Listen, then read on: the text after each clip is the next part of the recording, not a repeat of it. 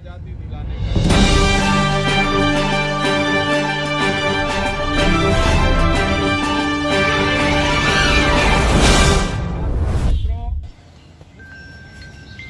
तो श्रम संगठन का एक सिद्धांत होता है कि जो हमारे पुराने नेताओं ने, जो हमारे पुराने ट्रेड यूनियन के साथियों ने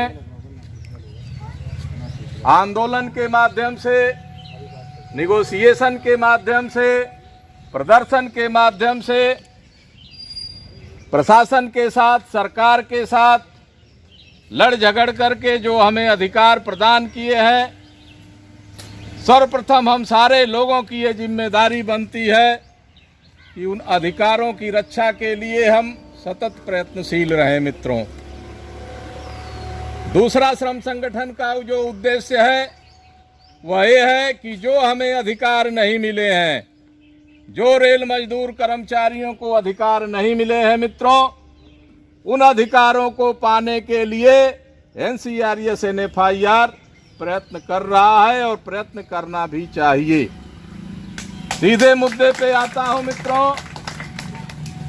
जब से पुरानी पेंशन स्कीम को समाप्त करके नई पेंशन स्कीम लागू की गई, उस समय भी एनडीए की ही सरकार थी। देश के प्रधानमंत्री उस समय स्वर्गीय अटल जी हुआ करते थे मित्रों। उन्हीं के कार्यकाल में नई पेंशन स्कीम का शुभारंभ हुआ था। उसके बाद की जो बात आई, एनएफआईआर और आईएनटीयूसी एक कांग्रेस का विंग है। सीधे आईएनटीयूसी का संबंध कांग्रेस से, राष्ट्रीय कांग्रेस पार्टी से जिस समय से एनपीएस का शुरुआत हुआ है तब से एनसीआरएस एनएफआईआर उसका सतत विरोध कर रही है मित्रों। और हम बताना चाहेंगे इस बात को कि वर्ष 2008 में रेल मंत्री, मौजूदा जो राष्ट्रीय कांग्रेस के राष्ट्रीय अध्यक्ष हैं श्री मल्लिकार्जुन खड़गे जी, रेल मंत्री 2008 में हुआ करते थे।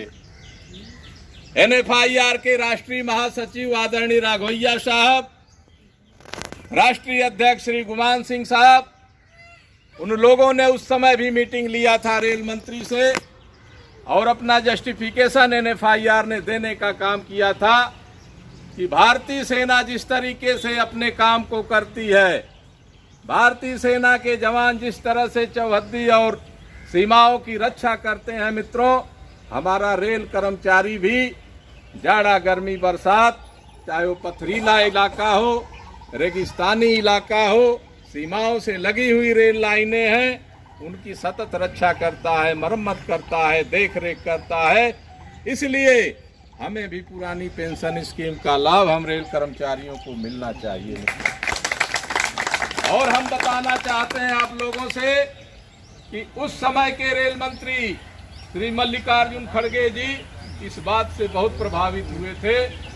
उन्होंने आपके इस फाइल को, पुरानी पेंशन स्कीम के बहाली की फाइल को, एनएफआईआर के रिकमेंडेशन को वित्त मंत्रालय तक बढ़ाने का काम किया था मित्रों। ये आपका आंदोलन चल रहा था, उसी दरमियान कांग्रेस की सरकार चली गई, यूपीए गवर्नमेंट खिलाफ हो गई मित्रों। एनडीए की सरकार आई, लेकिन एनएफआईआर एनसीआरएस ने अपने प्रयास में कोई कमी नहीं किया। हमारे बीच के इंजीनियरिंग के भी साथी बैठे हैं। गुवाहाटी में एनएफआईआर का अधिवेशन था। उस समय एनडीए गवर्नमेंट के रेल मंत्री सुरेश प्रभु जी हुआ करते थे। जो साथी गए होंगे, देखे होंगे गुवाहाटी के हाल में, राघवैया साहब ने सुरेश प्रभु के सामने 45 मिनट से लगा के लगभग 1 घंटे तक अपना रिप्रेजेंटेशन दिया था और अपना जस्टिफिकेशन दिया था रेल कर्मचारियों की तरफ से कि हमें पुरानी पेंशन स्कीम क्यों मिलनी चाहिए मित्रों। और अपने उद्बोधन में सुरेश प्रभु जी ने, जो मौजूदा समय के रेल मंत्री थे, उन्होंने मंच के माध्यम से बोला था कि राघवैया साहब, मैं एनएफआईआर एनसीआरएस के पूरे कैडर को आश्वस्त करता हूं इस मंच के माध्यम से कि पुरानी पेंशन स्कीम के बहाली की फाइल निश्चित रूप से हम वित्त मंत्रालय को रिकमेंड करके भेजेंगे कि रेल कर्मचारियों को पुरानी पेंशन का लाभ मिलना चाहिए।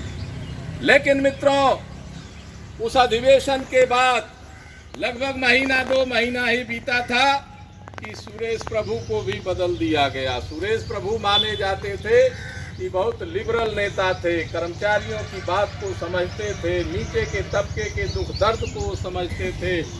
लेकिन आप लोग समझ रहे हैं कि वर्तमान जो सरकार है one man handling, one man show चल रहा है। प्रधानमंत्री जी के अतिरिक्त किसी भी मंत्री की चल नहीं रही है। मित्रों, NFIR ने जो प्रोग्राम बनाया था साथियों, 10 अगस्त को हिंदुस्तान के कोने कोने से तिरंगा लेकर के लोग नई दिल्ली रामलीला मैदान पहुंचे थे।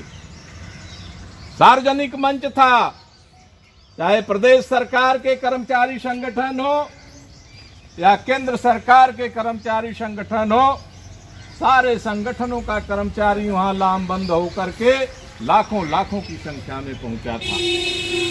तमाम नेताओं ने अपने उद्बोधन में इस बात को बहुत सौम्य तरीके से रखने का काम किया था।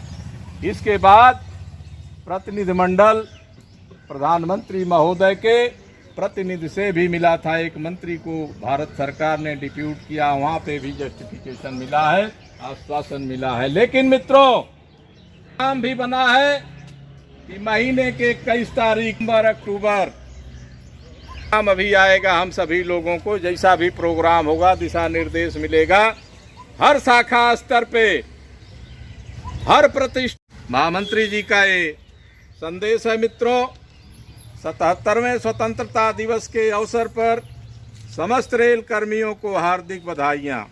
आज 15 अगस्त 2023 को देश के 77वें स्वतंत्रता दिवस के अवसर पर हम NCRES के तरफ से राष्ट्रपिता महात्मा गांधी, जवाहरलाल नेहरू, लाल बहादुर शास्त्री एवं अन्य सहित उन सभी वीर शहीदों को नमन करते हुए उनके प्रति श्रद्धांजलि व्यक्त करते हैं, जिनके कारण देश को आज़ादी मिली।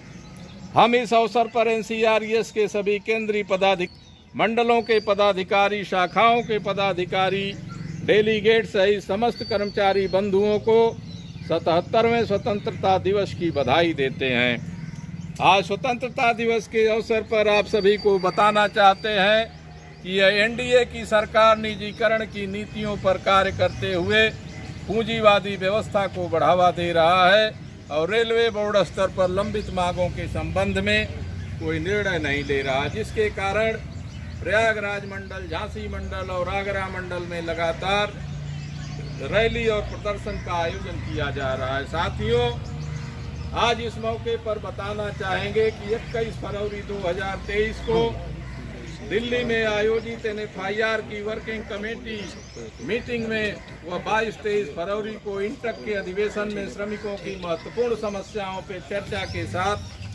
विशेष रूप से न्यू पेंशन स्कीम रद्द कराकर पुरानी पेंशन स्कीम बहाल कराने पर चर्चा हुई और सर्वसम्मत से निर्णय लिया गया NPS रद्द नहीं होगा, तब तक NFIR व NCRES लगातार संघर्ष करेगा।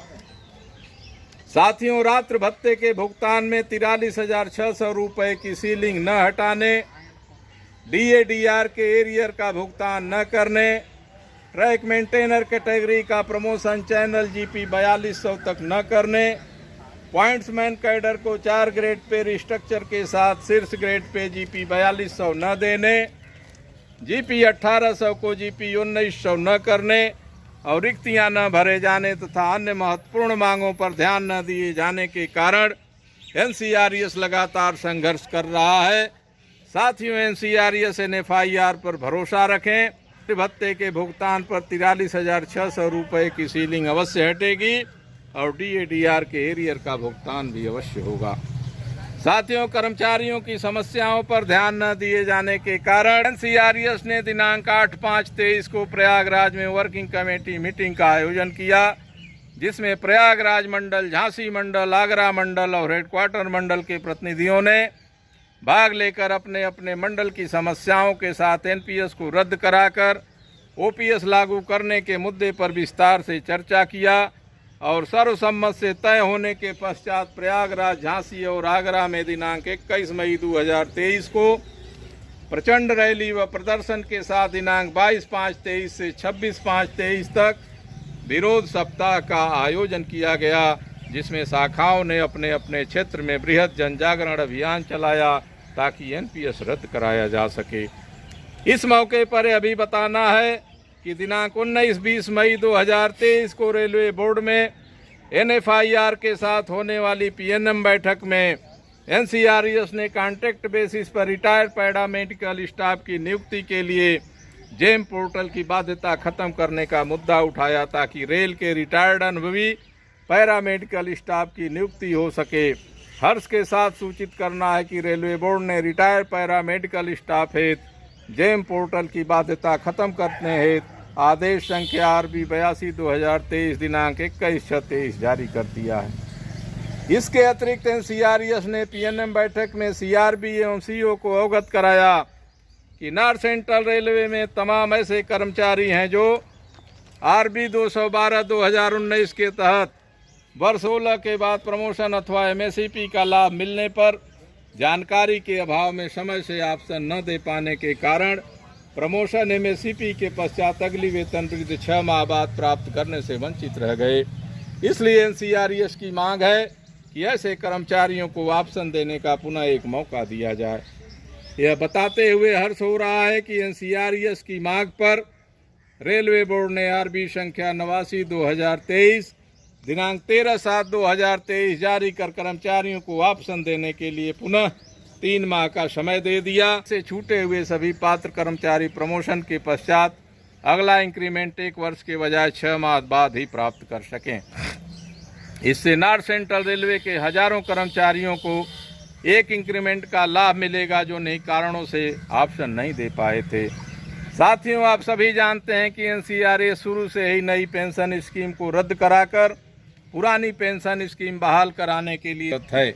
इसी का परिणाम है कि दिनांक 10/8/23 की रैली में नई दिल्ली के रामलीला मैदान पर व नॉर्थ सेंट्रल रेलवे के प्रयागराज, झांसी और आगरा के मंडल रेल प्रबंधक कार्यालय पर युवा कैडर ने बढ़ चढ़कर हिस्सा लिया, मंडल ज्ञापन दिया और रैली प्रदर्शन को सफल बनाया। इसके लिए हम अपने सभी केंद्रीय पदाधिकारी, मंडल के पदाधिकारी, शाखा के पदाधिकारी और डेलीगेट्स की भूरि प्रशंसा करते हैं और रैली की सफलता की है।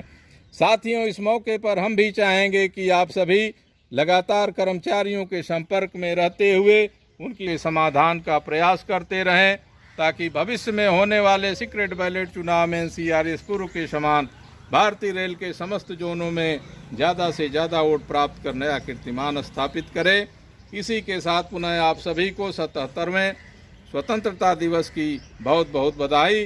भारत माता की जय। इनकलाब जिंदाबाद। RP सिंह महामंत्री एनसीआरईएस, संयुक्त महामंत्री NFIR। मित्रों, ये तो संदेश आपके महामंत्री जी का था।